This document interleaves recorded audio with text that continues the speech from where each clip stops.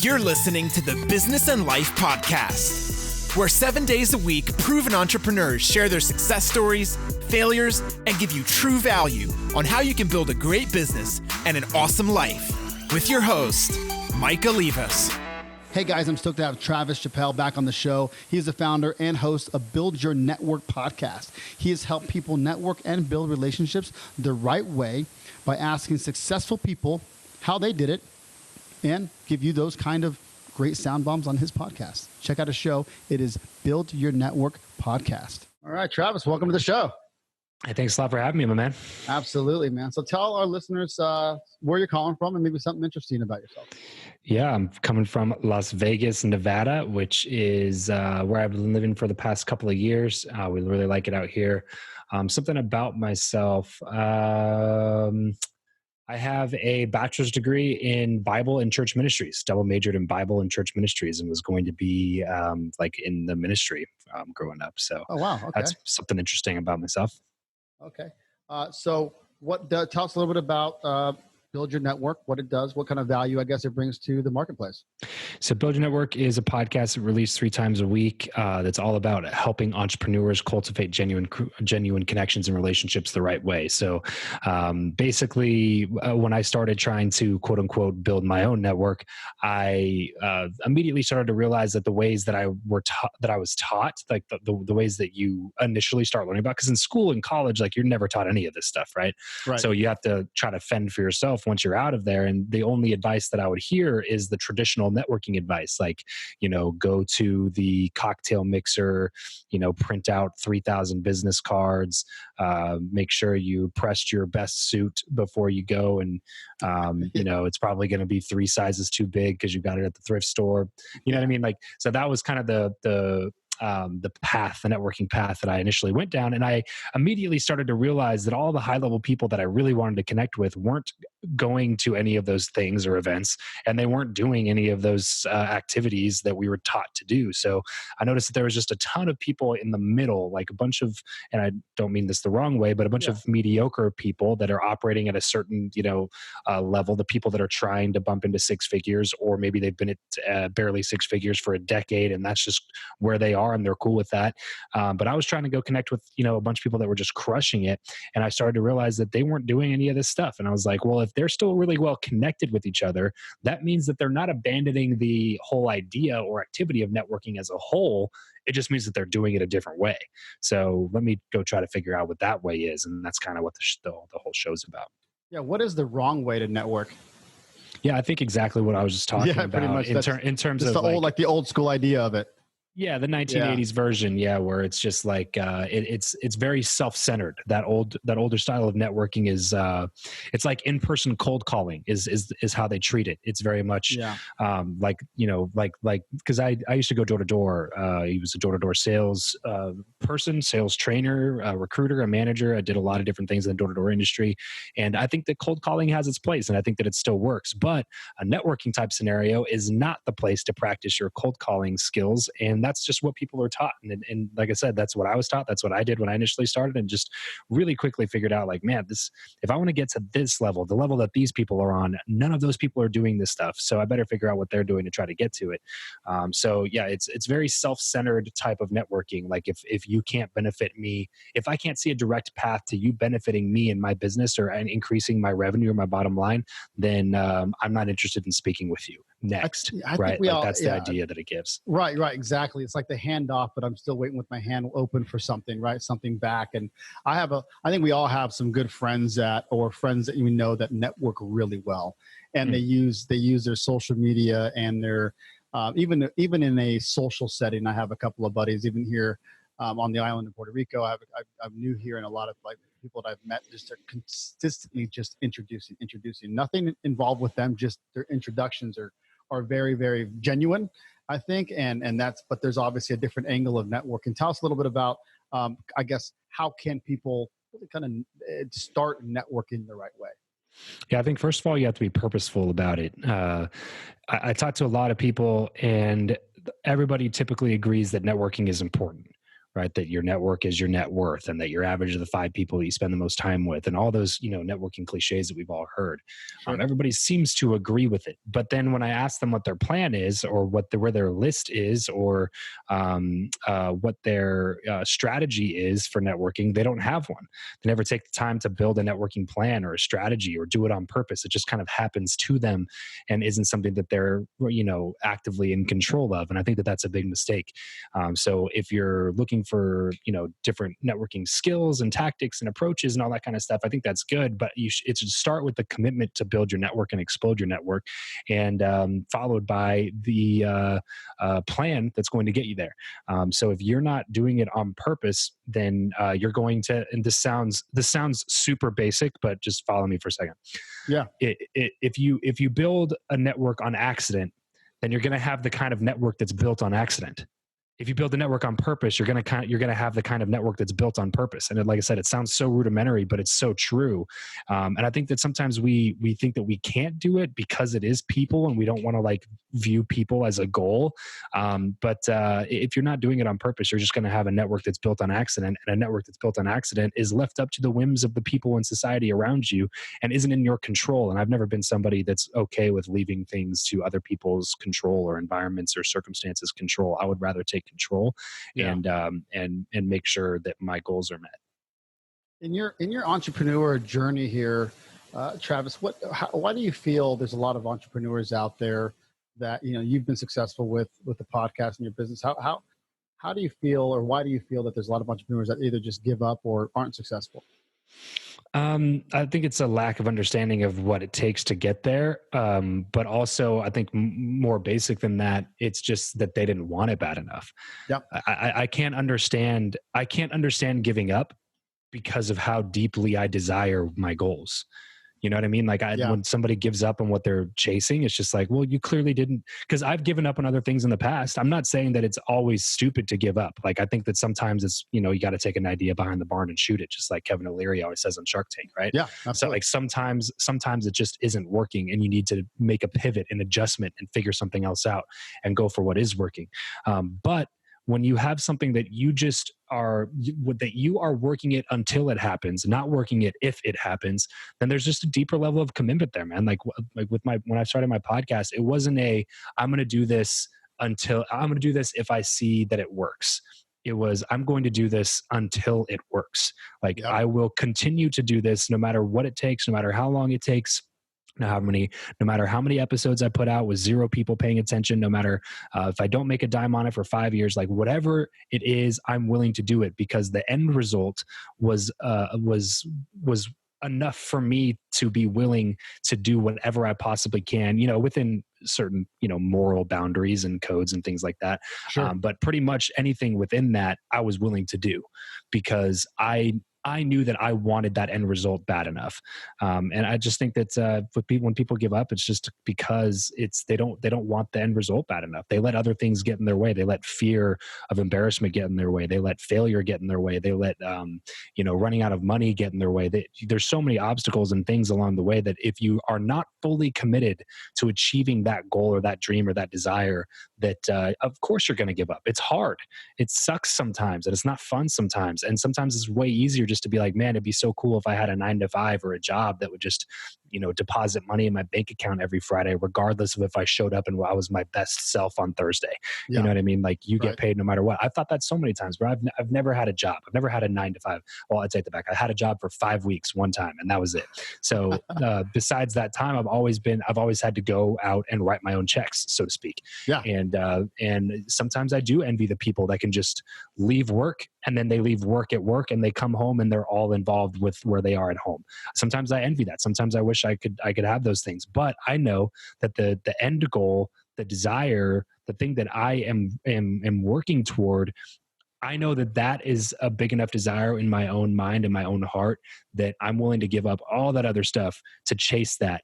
And I think that if people give up, they just don't have that same desire. And I don't know what to say to get them to have that same desire. I just don't think they do. Yeah. You can't light people's fire over and over again. At some point, you're right. It's just either going to stay kindled or not. And a lot of people, either they're not nearly as passionate as they thought they were, or or they may got used to the 9 to or 8 to 5 kind of grind, and that's okay for some people, right? Because like we said, it's not for everybody, but it definitely takes a lot of grit.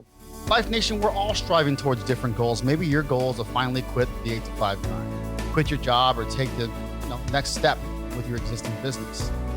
Whatever the goal may be, regardless of your reasons, if you are serious about taking the next step and finally trying to build the life that you deserve, the life that you want to live, take the leap of faith with me. Go to michaellevis.com and let's discuss your goals and life. It's 100% free. There's no obligation. It's michaellevis.com. Schedule a quick call. I'd love to help. What are you excited about currently within? I mean, we have a lot of cool different mediums now, right? In terms of the social media platforms and LinkedIn. And what kind of platform do you feel is still okay to kind of create a legitimate network?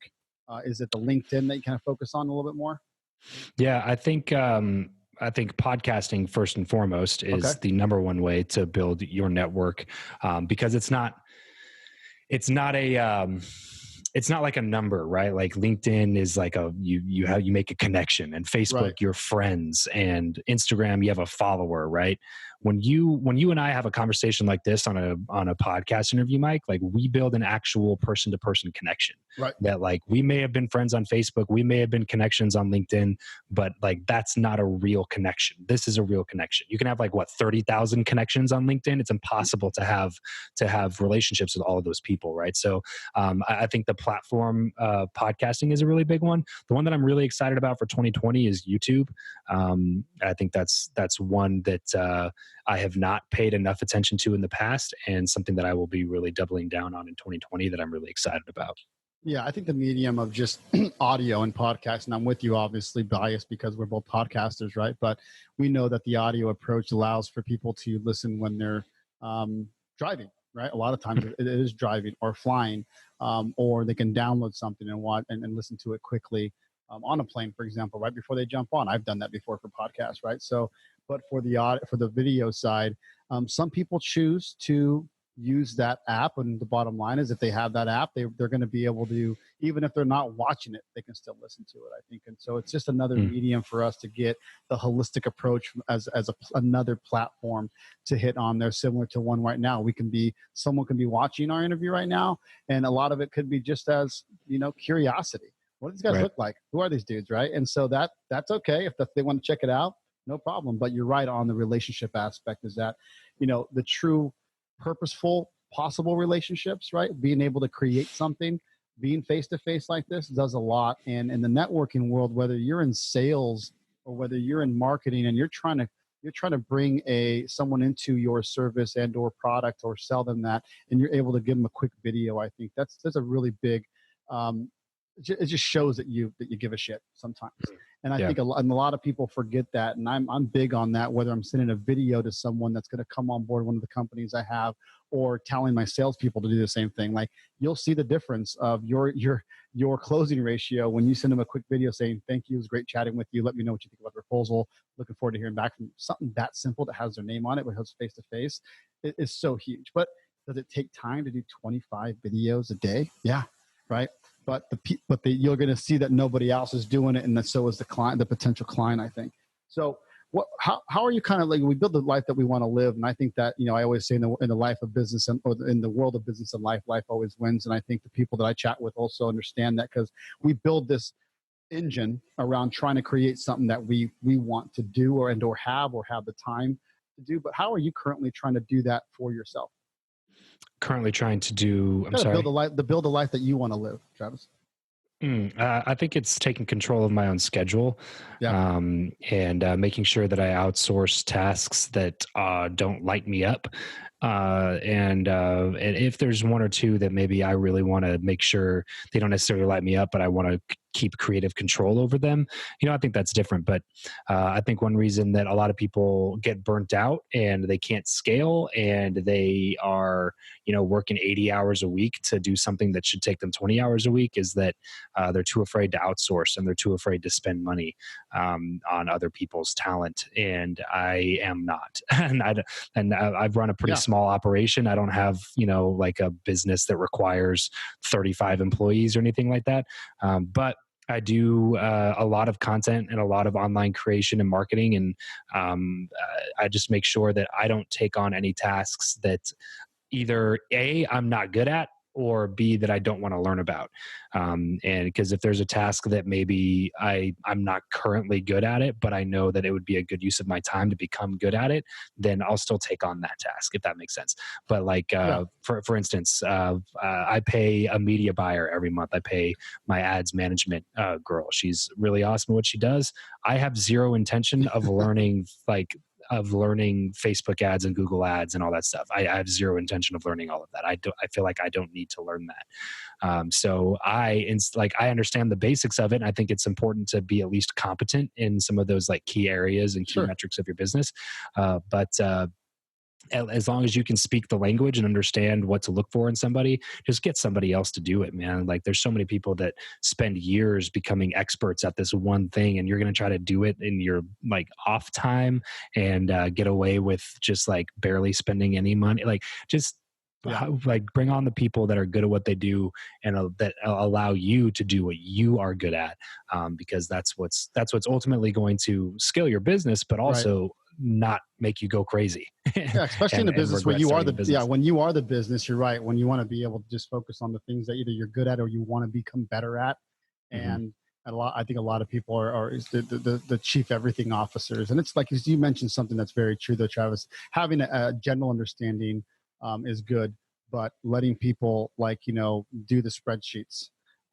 Understanding P&Ls are great. Understanding some formulas here, they're great, but understanding the bottom line, the net, the numbers, fall in love with the numbers, knowing where they come from, especially in the podcasting world. As we kind of get deeper and deeper into being able to track analytics and stuff for us, that's really cool. But when it comes down to like what creates and what measures success and how can we what channels, asking the right questions to like those managers is really good. Like where are we getting the most traffic from? Cool. Let's put some budgets towards that, or let's interview more people like that, right? Those are some great marketing angles where I think any kind of sales or marketing or service kind of comes into a play. But you're right. If you're doing everything, you can't be everything to everybody, and you're gonna grow, but a lot slower. Yep. And a lot of people are initially afraid to make that like investment, even though it's really, I call it an investment. They're going to look at it as an expense, but it's definitely an investment. Right. So give me a little good parting advice for our listeners, Travis. Like if you had to give like one piece of advice that's been able to make you successful that can kind of gives our guys and our listeners some good feedback, what would that be? Yeah, I would say that your network will always increase in direct proportion to the amount of value that you can add to other people. So if you want a more valuable network, become a more valuable person. If you can become a more valuable person and then network on purpose, then your network will really start to exponentially increase in the coming months. And I really highly encourage you to make it a part of your goals list for 2020 to explode your network and to expand your network on purpose, and just watch the different opportunities and the magic that can happen when you spend time doing that on purpose. But really the best way to do that, like I said, is make yourself a person of value. That means you have to continue to learn. You have to continue to perfect your craft. You have to continue to network, because a person of value isn't necessarily just somebody that's good at what they do. It could be somebody that's pretty good at what they do, but they're insanely connected.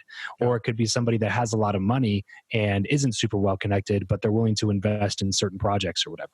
Like there's so many different ways to add value to people, and don't get caught up in the value add that you're looking for, because other people's value adds might be different, if that makes sense. So like if what's important to you right now is, somebody with a high net worth, don't measure everybody you meet by that one metric of value, because there could be in other ways that they could add value to you that you're maybe not thinking of, like a network, like connecting with somebody that's really well connected.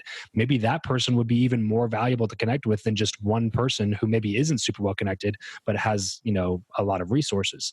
There's just so many different ways to add value. But if you really want to build your network, you need to become a person that's able to add value on a high level, whether that be through knowledge, through connections, through resources, through time, whatever that is. So if you want your network to increase, focus on becoming a person of value, somebody that can really offer value to other people. I love that. Become a person of more value. That's awesome. How do you do that? You learn, you keep learning, realizing that, the dollar sign does not always have to equal the value aspect. You can help others, of course, and also doing so without any expectation of return. And that's going to come back tenfold. I totally agree with that. Travis, where can people find you? TravisChappell.com. You can find everything I do over at TravisChappell.com. If you're listening to this and you're obviously a podcast consumer, just look up Build Your Network in any of the podcasting apps. It'll pop up there. We got over 360 plus episodes as of this recording to check out, and a lot of really, really high profile entrepreneurial interviews over there. So be sure to go check that out if you are a podcast fan. Awesome. Well, thank you so much for your time, Travis. I appreciate the knowledge. Appreciate it, Mike. Thanks for having me. Life Nation, you got to remember that in order for things to change, you must change. And in order for things to get better, you must get better. You just got better by hanging out with me, Michael Libas, and the Business and Life Nation. So come back tomorrow because I'm here dropping sound bombs 7 days a week, baby. If you'd like to subscribe, please do so you can take action and execute. See you tomorrow.